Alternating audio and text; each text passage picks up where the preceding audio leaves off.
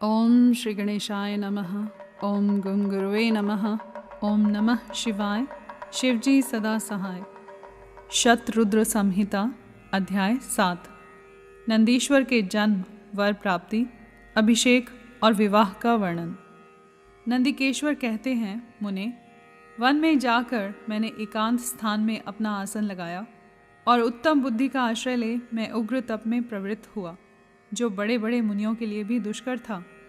उस समय मैं नदी के पावन उत्तर तट पर सुदृढ़ रूप से ध्यान लगाकर बैठ गया और एकाग्र तथा समाहित मन से अपने हृदय कमल के मध्य भाग में 3 नेत्र, 10 भुजा तथा 5 मुख वाले शांति स्वरूप देवादिदेव सदाशिव का ध्यान करके रुद्र मंत्र का जप करने लगा। तब उस जप में मुझे तल्लीन देखकर चंद्रार्ध भूषण परमेश्वर महादेव प्रसन्न हो गए और उमा सहित वहां पधार कर प्रेम पूर्वक बोले। शिवजी ने कहा, शिलाद नंदन, तुमने बड़ा उत्तम तप किया है। तुम्हारी इस तपस्या से संतुष्ट होकर मैं तुम्हें वर देने के लिए आया हूँ। तुम्हारे मन में जो अभीष्ट हो वह मांग लो। महादेव जी के यूँ कहने पर मैं सिर के बल उनके चरणों में लौट गया और फिर बुढ़ापा तथा शोक का विनाश करने वाले परमेशान की स्तुति करने लगा। तब परम कष्टहारी वृषभध्वज परमेश्वर शंभु ने मुझ परम भक्ति संपन्न नंदी को, जिसके नेत्रों में आंसू छलक आए थे और जो सिर के बल चरणों में पड़ा था, अपने दोनों हाथों से पकड़कर उठा लिया और शरीर पर हाथ फेरने लगे। फिर वे जगदीश्वर, गणाध्यक्षों तथा हिमाचल कुमारी पार्वती देवी की ओर दृष्टिपात करके मुझे कृपा दृष्टि से देखते हुए यूँ कहने लगे, वत्स नंदी, उन दोनों विप्रों को तो मैंने ही भेजा था। महाप्राज्ञ, तुम्हें मृत्यु का भय कहाँ? तुम तो मेरे ही समान हो, इसमें तनिक भी संशय नहीं है। तुम अजर, अमर, दुख रहित, अव्यय और अक्षय होकर सदा गणनायक बने रहोगे तथा पिता और सुहृद वर्ग सहित मेरे प्रियजन होगे। तुम में मेरे ही समान बल होगा। तुम नित्य मेरे पार्श्व भाग में स्थित रहोगे और तुम पर निरंतर मेरा प्रेम बना रहेगा। मेरी कृपा से जन्म, जरा और मृत्यु तुम पर अपना प्रभाव नहीं डाल सकेंगे। नंदीश्वर जी कहते हैं, मुने, यों कहकर कृपा सागर शंभु ने कमलों की बनी हुई अपनी शिरोमाला को उतारकर तुरंत ही मेरे गले में डाल दिया। विप्रवर, उस शुभ माला के गले में पड़ते ही मैं 3 नेत्र और 10 भुजाओं से संपन्न हो गया तथा द्वितीय शंकर सा प्रतीत होने लगा। तदंतर परमेश्वर शिव ने मेरा हाथ पकड़कर पूछा, बताओ, अब तुम्हें कौन सा उत्तम वर दूं? फिर उन ऋषभ ध्वज ने अपनी जटा में स्थित हार के समान निर्मल जल को हाथ में ले, तुम नदी हो जाओ, यूं कहकर उसे छोड़ दिया। तब वह जल उत्तम ढंग से बहने वाली, स्वच्छ जल से परिपूर्ण, महान वेगशालिनी, दिव्य रूपा 5 सुंदर नदियों के रूप में परिवर्तित हो गया।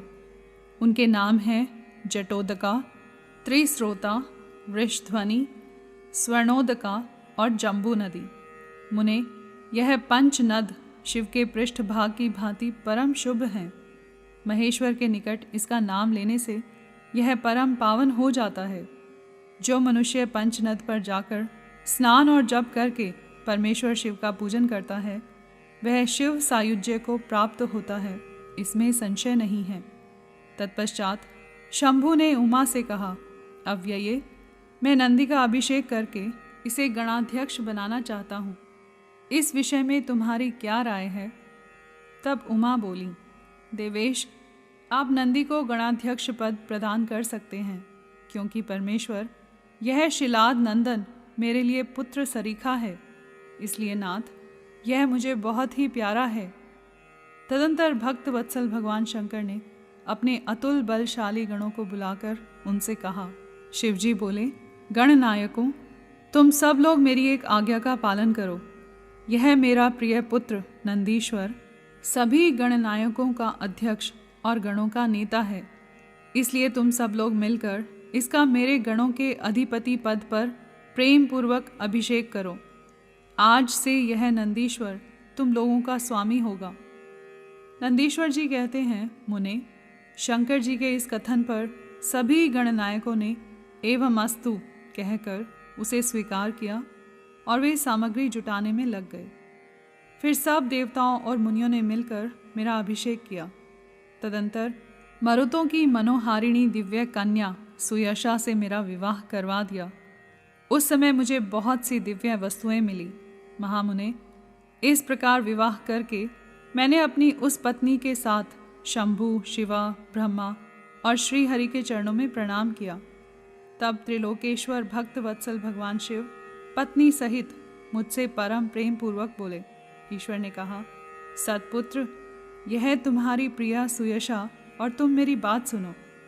तुम मुझे परम प्रिय हो, अतः मैं स्नेह पूर्वक तुम्हें मनोवांछित वर प्रदान करूंगा। गणेश्वर, नंदीश, देवी पार्वती सहित मैं तुम पर सदा संतुष्ट हूँ। इसलिए वत्स, तुम मेरा उत्तम वचन श्रवण करो।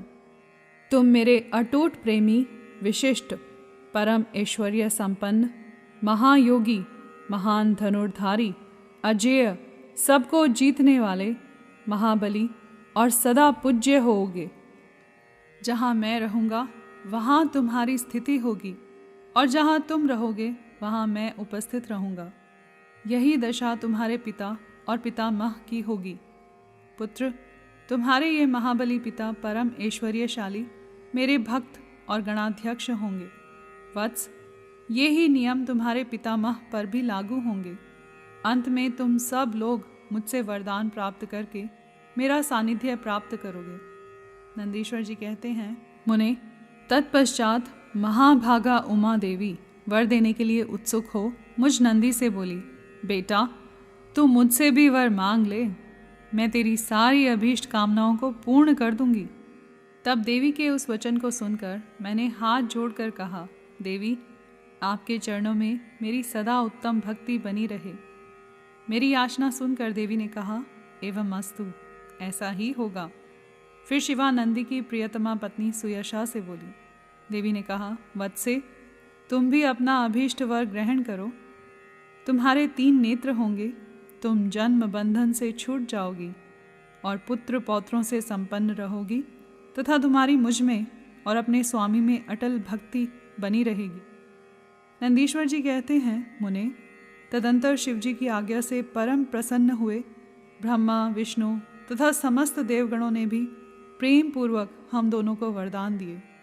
तत्पश्चात परमेश्वर शिव कुटुंब सहित मुझे अपनाकर तथा उमा सहित वृष पर आरूढ़ हो संबंधियों एवं बांधवों के साथ अपने निवास स्थान को चले गए। तब वहाँ उपस्थित विष्णु आदि समस्त देवता मेरी प्रशंसा तथा शिव शिवा की स्तुति करते हुए अपने अपने धाम को चल दिए। वत्स, इस प्रकार मैंने तुमसे अपने अवतार का वर्णन कर दिया। महामुने, यह मनुष्यों के लिए सदा आनंददायक और शिव भक्ति का वर्धक है। जो श्रद्धालु मानव भक्ति भावित चित्त से मुझ नंदी के इस जन्म, वर प्राप्ति, अभिषेक और विवाह के वृतांत को सुनेगा अथवा दूसरों को सुनाएगा तथा पढ़ेगा या दूसरों को पढ़ाएगा, वह इस लोक में संपूर्ण सुखों को भोग कर अंत में परम गति को प्राप्त होगा। यहाँ पर अध्याय 7 संपूर्ण हुआ। कर्पूर गौरम करुणावतारम संसार सारम भुजगेंद्रहारम सदा वसंतम हृदयारविंदे भवम भवानी सहितम नमामि।